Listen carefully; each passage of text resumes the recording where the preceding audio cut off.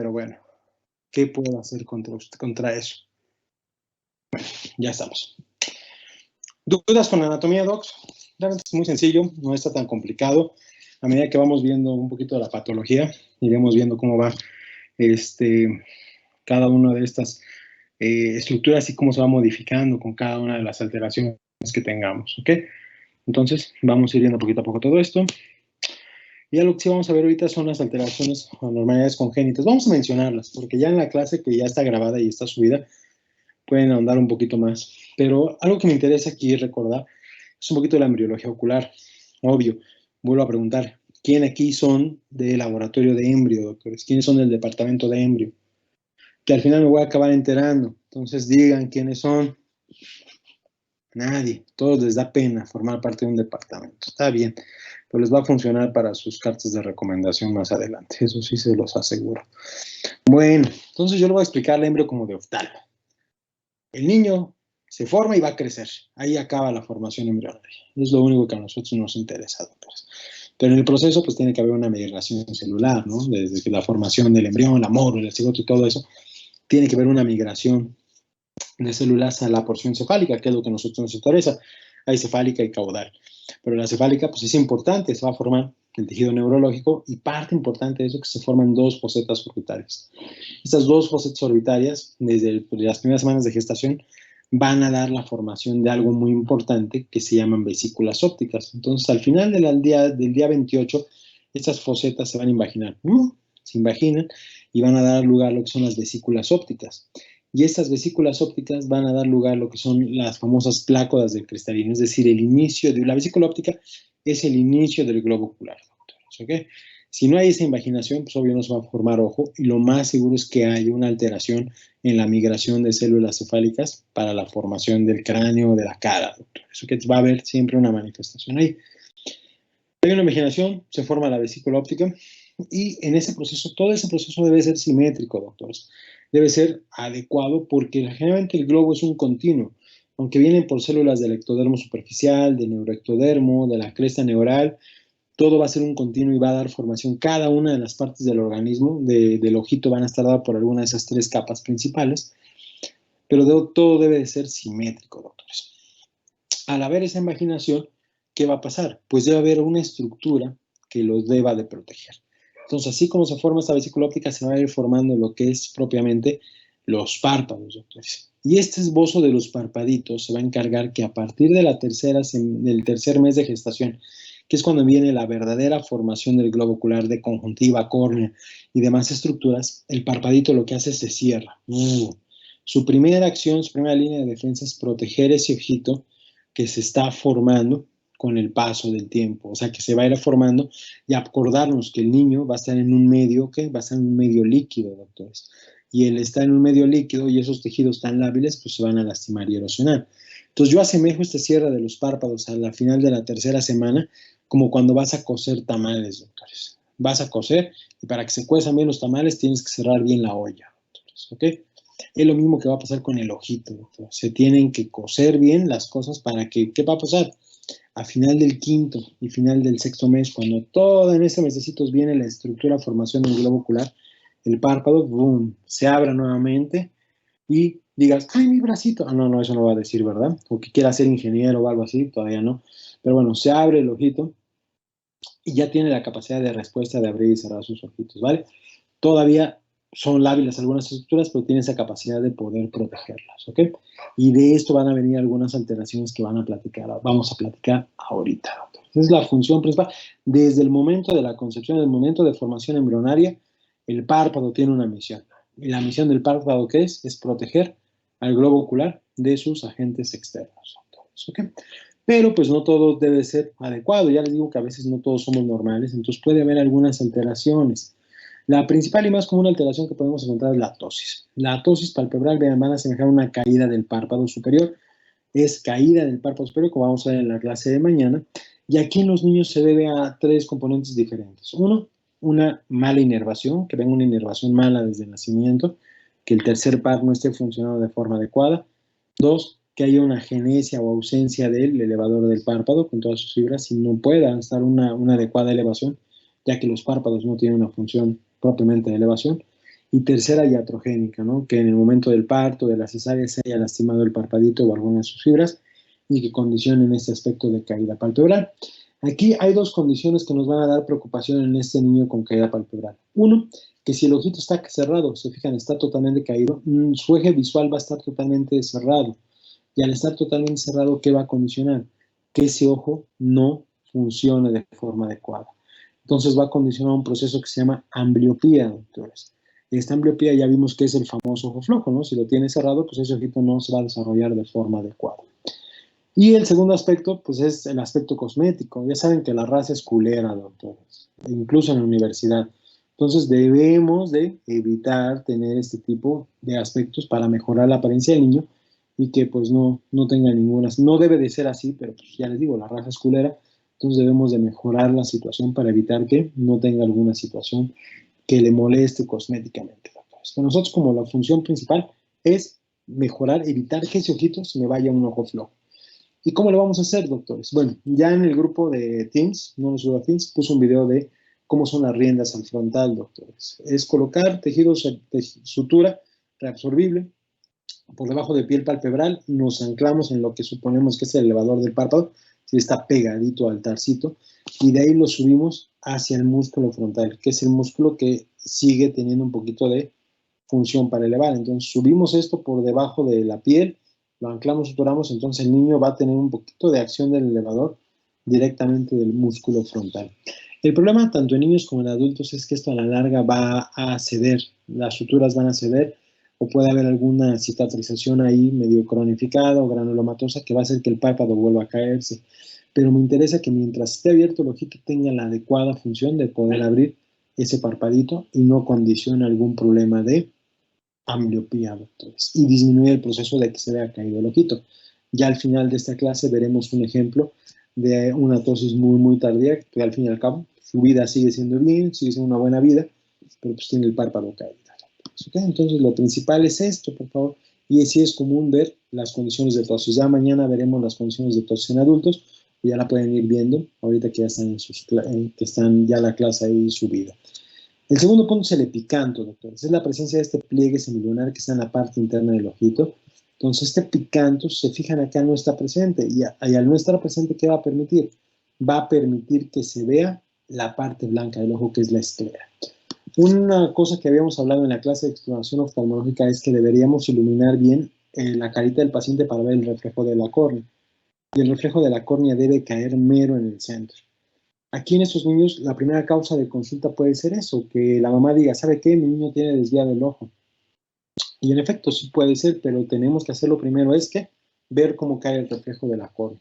Y si el reflejo cae directamente en el ojito y vemos ese pedacito de piel, que ya desde simple vista ya lo vemos, le decimos a la mamá, miren, jalamos este plieguecito y ya se ve la parte blanca del ojo y ya vemos que el ojito no se ve desviado. ¿Ok? Entonces, algo que debemos demostrar a la mamá para que vea que no hay una desviación verdadera del ojo. No estamos exentos de que pueda haber una desviación con un pseudoestrabismo, pero si es aquí como la presencia del pliegue de picanto, lo más seguro es que solo sea un pseudoestrabismo. Es muy común verlo en pacientes con síndrome de Down. A mí me ha tocado verlo en pacientes con mosaicismo o pacientes normales, que a lo mejor de niño o niña tenían este proceso y sí da la apariencia de que se ven y dice, ya se metió el ojito, pero si tú le demuestras a la mamá que le jalas ese plieguecito y se va a ver centrado, la mamá se queda satisfecha. No es necesario operarlo. A medida de que crezca el macizo facial, va a ir desapareciendo este pliegue picante. Entonces no es necesario pensar en un procedimiento quirúrgico, pero eso sí, te voy a explicarle a la mamá los tipos de situaciones que está presentando este bebecito. ¿Vale? Entonces eso es un epicanto, doctores.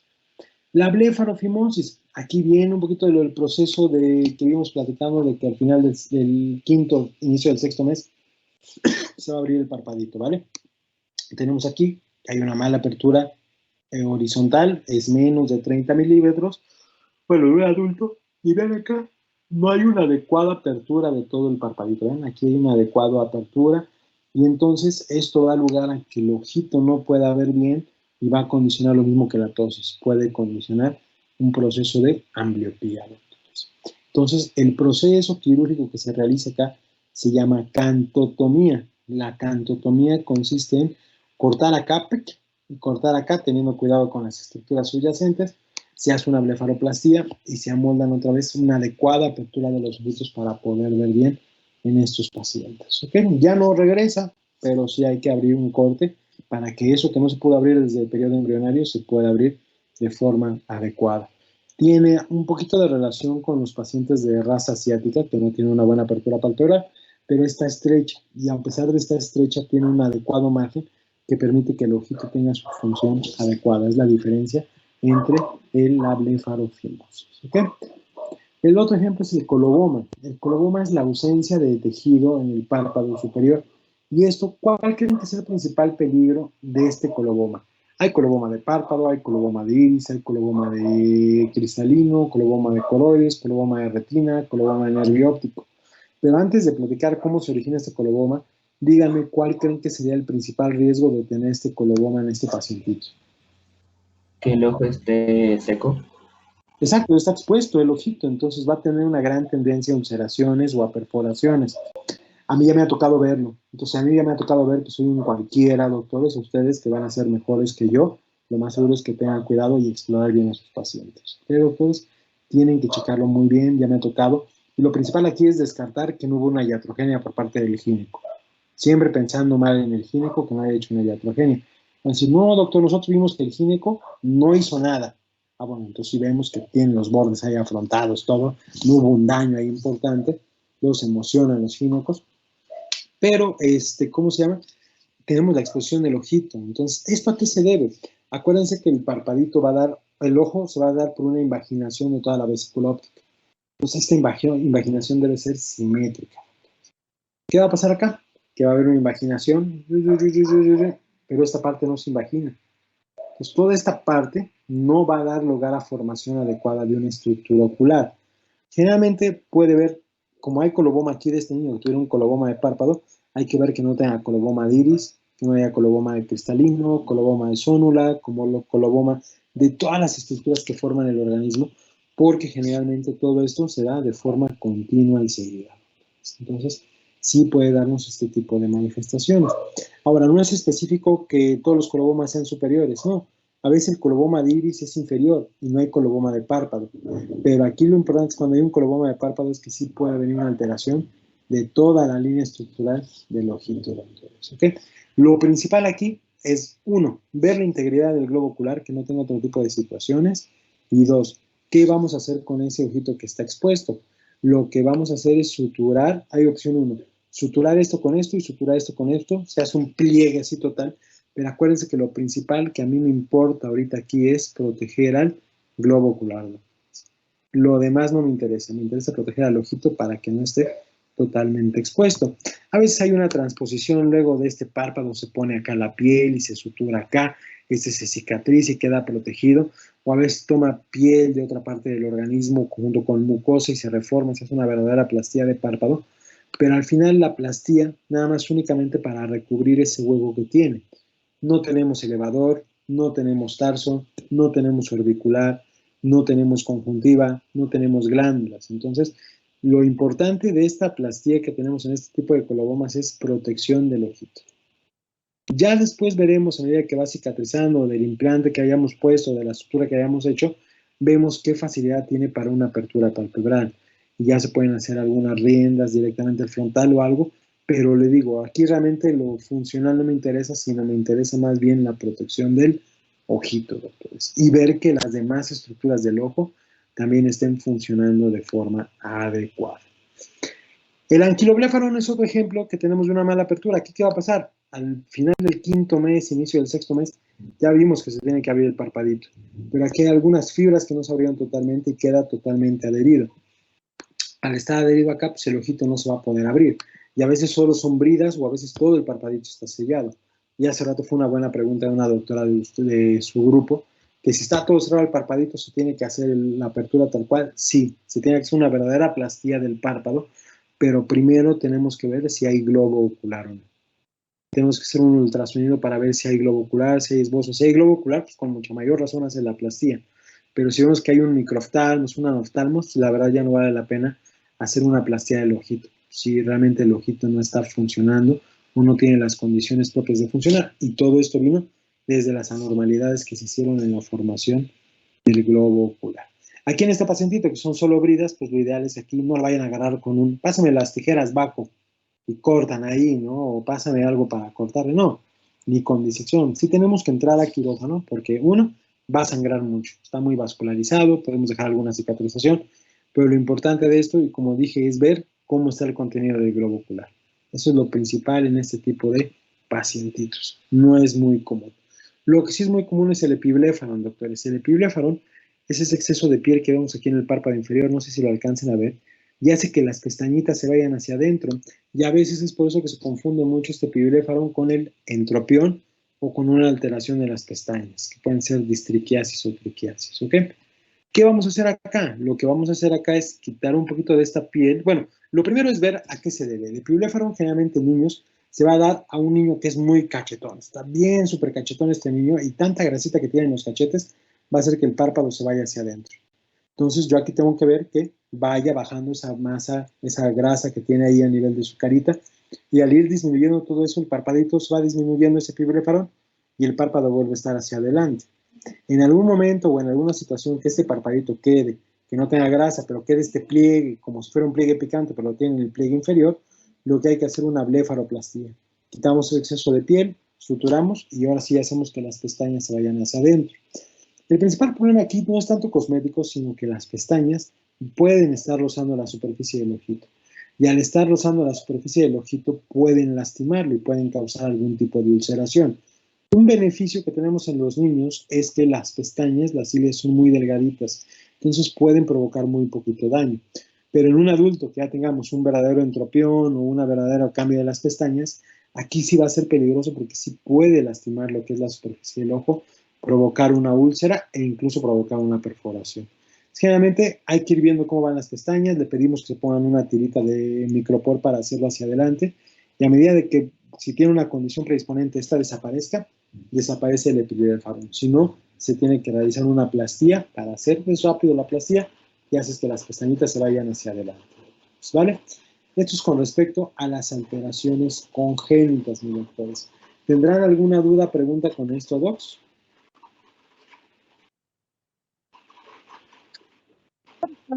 ¿Qué onda? Personas asiáticas tienen un poco parecido a ese, pero no es epibléfaron, ¿verdad? No, no es el epibléfaro no. Más que nada da la característica de su morfología, de su apertura orbitaria. Es igual, se podría confundir con con una blefaroquimosis. Pero aquí viene mucho la tendencia de que su apertura está más disminuida, pero al fin y al cabo puede abrir y la apertura longitudinal está más larga. Sí, a veces tenemos que ver algún antecedente familiar de sus pacientes, pero es muy diferente. La raza asiática va a tener condiciones propias de su misma raza. Nosotros generalmente sí tenemos una apertura un poquito mucho más grande, pero ellos sí la tienen un poquito más estrecha, pero sin afectar la función visual. Gracias. Pero no entra ninguno de estos, no es a pensar que todos tienen esto.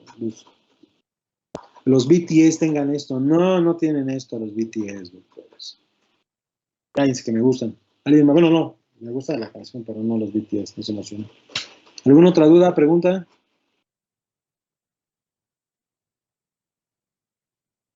¿Todo bien? ¿Todo entendido? Bueno. Doc, ¿Qué pasó, doc? ¿Qué pasó, Carlos? había dicho que la conjuntiva tenía dos capas, que era la palpebral y cuál otra. La vulvar, que es la que va a estar envolviendo propiamente al globo ocular, a salvo a la córnea, y es la que vemos que se ve roja en unas conjuntivitis, ¿no? Pero de la que vemos está pegada, incluso en la del párpado se puede poner rojo, se puede inflamar, pero se llama conjuntiva palpebral, que está totalmente adherida, viene su repliegue, que es el fondo de saco superior e inferior, y de ahí viene la separación hacia el globo ocular, que es conjuntiva vulvar, Carlos. Ok, gracias. ¿No? ¿De qué? ¿Alguien más, docs? Entonces, ¿la conjuntiva vulvar es sinónimo de conjuntiva ocular? Sí, pero sigue más bonito vulvar, Luz. ¿Vale? Doc, entonces dijo que en las personas que son más obesas les puede dar lo que es el epibléfaro, ¿no? Sí, que tengan una gran cantidad de tejido grasoso a nivel de sus malares, en sus cachetotes, porque eso hace que se eleve y se vierte el parpadito hacia adentro. Pero no en todos los gordos tenemos epibléfaro, doctores. Ok, gracias. ¿Vale? Aquí yo, como muestra, no tengo el pirófano, solo es la panza. ¿Vale? ¿Alguien más?